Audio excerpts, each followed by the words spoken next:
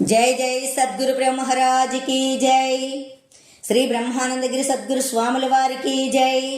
శ్రీ బ్రహ్మ విద్యా మహోదధి పూర్వార్థము. ఈ గ్రంథ రచయిత శ్రీమత్ పరమహంస పరివ్రాజికాచార్య వర్య జగద్గురు శ్రీ బ్రహ్మానందగిరి స్వాముల వారు. నిన్న స్త్రీ యొక్క శరీర సౌష్ఠము గురించి ఎలాంటి విధానంతో ఉంటుందో, కామాంధుడు దాన్ని చూసి ఎంత వర్ణన చేస్తాడో మనకి, అలాగే కవులు కూడాను దానిని ఎంత సుందరంగా వర్ణించారో, వాళ్ళు ఎంత మూర్ఖులో మనకి నిన్న తెలియచెప్పారు. ఇప్పుడు భార్య దుఃఖ హేతువు అని అంటున్నారు. మరి అదేం చెప్తారో విన్నాం. ఇక్కడ శిష్యుడు అడుగుతున్నాడు, అయ్యా మీరు చెప్పినట్లు పరాస్త్రీ సాంగత్యం వలన ఇటువంటి అనర్థములు సంభవించును, కానీ తన భార్య యందు సౌఖ్యము కలుగును కదా. అనుకూలవతియు విమలయాంగియు అంటే విజ్ఞానవంతురాలని, సత్కుల సంజాతియు ఆరోగ్యవతియు శీల సంపన్నియును అను పంచల ఆకారములు గల భార్య పురుషుని పుణ్యోదయము వలననే లభించునని శాస్త్రమునందు కలదు. మరి అటువంటప్పుడు భార్యతో సుఖించవచ్చు కదా అని అడిగాడు శిష్యుడు. గురువుగారు చెప్తున్నారు, నాయనా, భార్య అయినను తన సుఖము కొరకు భర్తను ప్రేమించుచున్నది, కానీ భర్త సుఖము కొరకు అతన్ని ప్రేమించట్లేదు.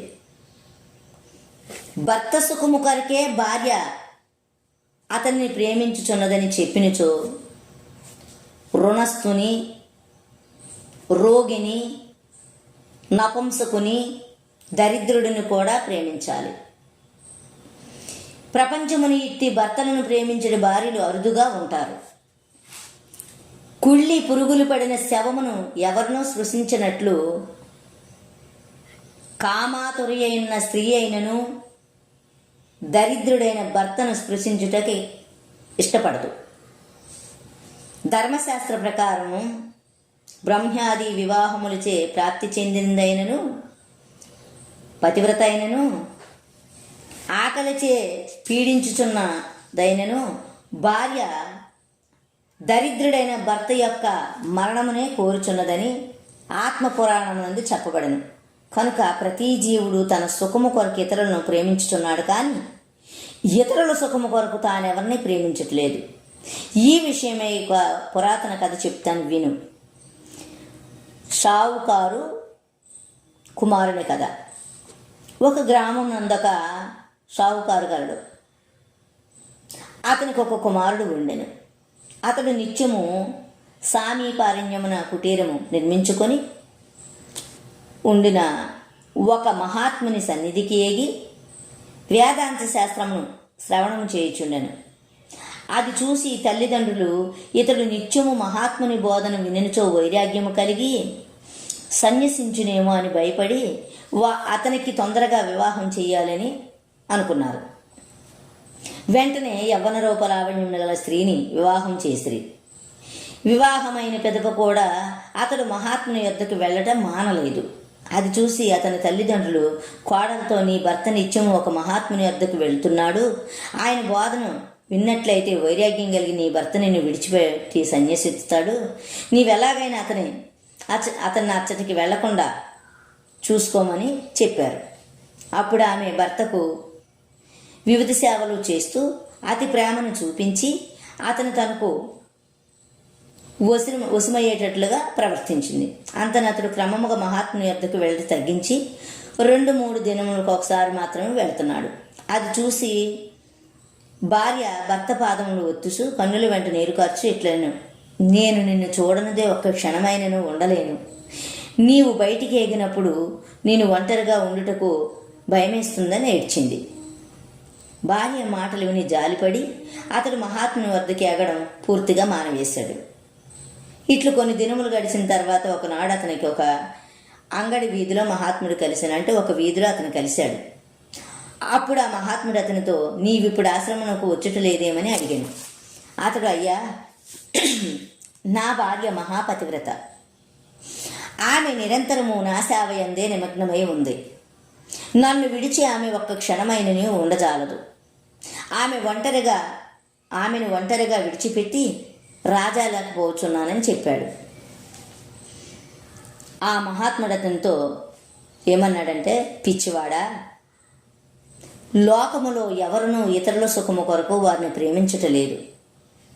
తన సుఖము కొరకే ఇతరులను ప్రేమిస్తున్నారు. నీ భార్య తన సుఖము కొరకే నిన్ను ప్రేమిస్తుంది, కానీ నీ సుఖము కొరకు ఆమె ప్రేమించటలేదు. నా మాట యందు నీకు విశ్వాసము లేనిచో నీవు ఒకనాడు నేను చెప్పినట్లు పరీక్షించి చూడు.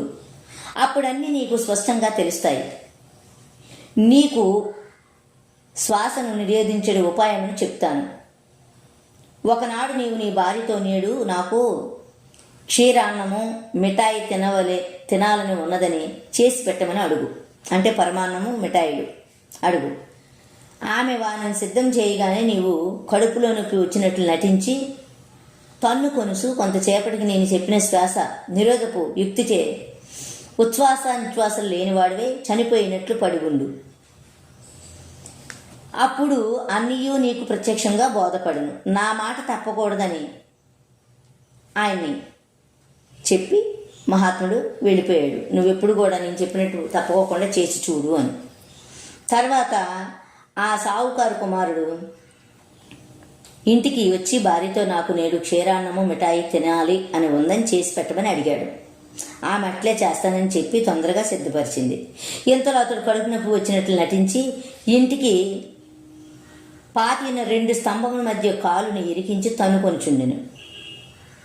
భార్య తొందరగా పరిగెత్తుకొని వచ్చి ఇది ఏమని అడగగా, అతడు నా కడుపులో మిక్కిలి బాధగా ఉంది అని చెప్పి మహాత్ముడి చెప్పిన ఉపాయం చూసే శ్వాసను బంధించి చచ్చిన వాళ్ళ వలె ఉన్నాడు. అది చూసి అతని భార్య, ఇతడు చచ్చిపోయాడు, ఇప్పుడు నేను ఏడ్చుతున్నచో నలుగురు పోగవుతారు. ఈ శవంను పారవేయి వరకు నేను ఆకలితో బాధపడవలసి వస్తుంది. అప్పటికి ఈ పరమాన్నం కూడా చెడిపోతుంది కనుక నేను ఇప్పుడు క్షీరాన్నం తినేస్తాను. మిఠాయి చెడిపోదు కనుక దాన్ని దాసి ఉంచుతానని అనుకొని మిఠాయిని పెట్టెలో దాసి క్షీరాన్నమును కడుపు నిండా తిని పెదపై ఏడ్చుటకు మొదలుపెట్టెను. ఆరాధన ధ్వనిని విని ఇరుగు పొరుగు వారందరూ వచ్చి ఈయన ఎట్లు మరణించాడు అని అడిగిరి. ఆమె ఏడ్చుసు గంట ముందు ఈయన కడుపులో నొప్పుగా ఉన్నదని పడుకొని ప్రాణమును విడిచి పోయాడని చెప్పింది. అది విని ఇరుగు పొరుగు వారు ఆలస్యం చేయరాదు, వెంటనే శ్మశానమునకు తీసుకొని పోయి దహనం చేయాలని చెప్పి శవమును బయటికి తీసుకొని వెళ్ళుటకు ప్రయత్నించగా అతని కాలు 2 స్తంభముల మధ్యన ఇరుక్కుని ఉన్నది.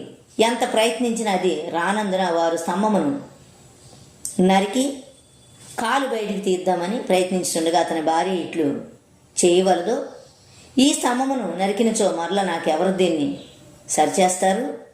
ఈ శరీరం ఎట్లయో ఆయనను దహనం చేయనిదే కనుక కాలు నరికి తీసుకుపోండి అని చెప్పింది. అట్లే అని వారు కాలు నరకుటకు ప్రయత్నిస్తుండగా అతడు లేచి కూర్చుండి నా కడుపులో నొప్పి ఇప్పుడు సర్దుకుందని చెప్పాడు. ఇరుగు పొరుగు వారందరూ ఎవరిండ్లకు వాళ్ళు వెళ్ళిపోయారు. అతడు లేచి మహాత్ముని సన్నిధికి ఏగి జరిగిన వృత్తాంతమంతా చెప్పాడు. మహాత్ముడు, బిడ్డ, నేను చెప్పినదంతా సత్యమైందా? సందేహమేమీ లేదు కదా అని అడిగాడు. అతడు, నాకేమీ సందేహం లేదు, మీరు చెప్పినదంతా సత్యము.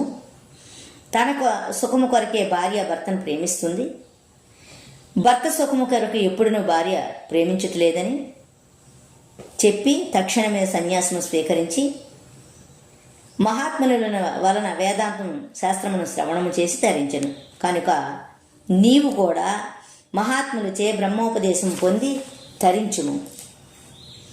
కామాంధుడైన అజ్ఞానికి ప్రపంచమంతియు శ్రీమయముగానే తోచును. వివేక జ్ఞానము చే తెరవబడిన కన్నులు గల జ్ఞానికి ప్రపంచమంతియు బ్రహ్మముగా తోచునని భర్తృహరి చెప్పాను. కనుక నీవు వివేకయుక్తమైన బుద్ధితో విచారించు. వివాహ కాలమునందే పెద్దలు సావధాన అని హెచ్చరించుచున్నారు. అనగా భార్యారూపమగు పెనుభూతముపై పైన పడబోచున్నది కనుక సావధానుడివై దాని నుండి తప్పించుకొనుమని పెద్దలు హెచ్చరించుతున్నారు. వారెంత హెచ్చరించినను మూర్ఖులు దాని అందు అర్థమును విచారించక గ్రహించక ఆ స్త్రీకి వశవర్తులై సర్వ అనర్థములను పొందుచున్నారు. కనుక నీవు వివేకాయుక్తమైన బుద్ధితో విచారించి స్త్రీయే సర్వ అనర్థములకు మూలము, సంసార బంధనమునకు ఆలవాలము, ఈ విషయమే ఒక కథ చెప్తాను వినుము అని చెప్తున్నారు. సరే, ఇప్పటికీ ఇంతటితో ముగించి మళ్ళీ రేపటి భాగంలో కలుసుకుందాం. జై జై సద్గురు.